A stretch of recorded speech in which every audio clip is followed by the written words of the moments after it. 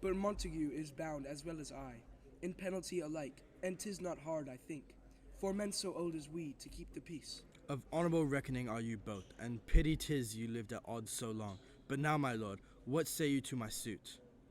But saying o'er what I have said before, my child is yet a stranger in the world. She hath not seen the change of 14 years. Let 2 more summers wither in their pride, ere we may think her ripe to be a bride.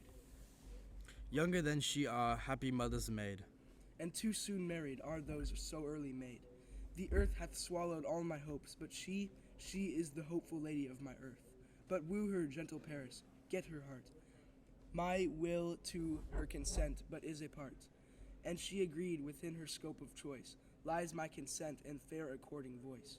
This night I hold an old accustomed feast, whereto I have invited many a guest, such as I love, and you among the store. One more most welcome makes my number more. At my poor house look to behold this night, earth-treading stars that make dark heaven light, such comfort as do lusty young men feel, when well apparelled April on the heel of limping winter treads, even such delight.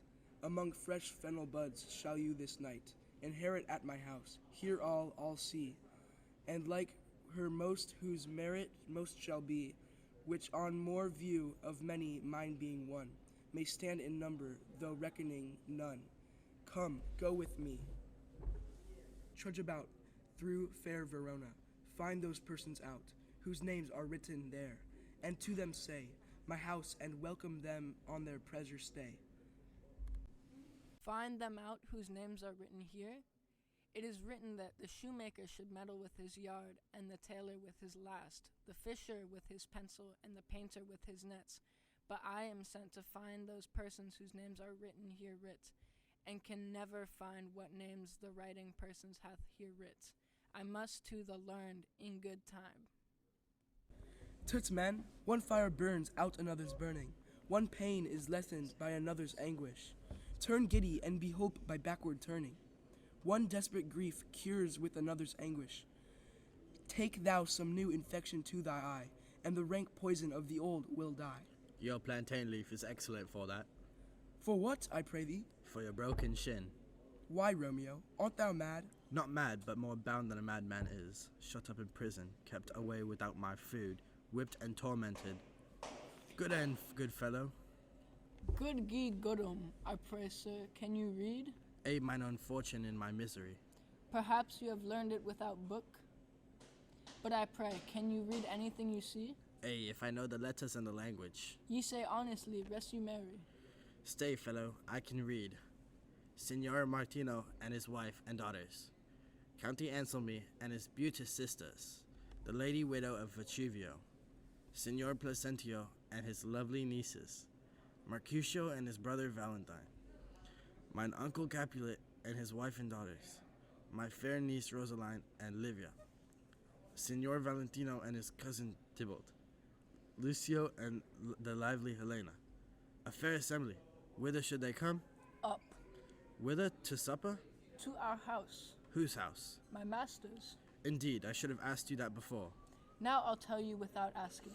My master is the great rich Capulet, and if you are not of the house of Montagues, I pray come and crash a cup of wine.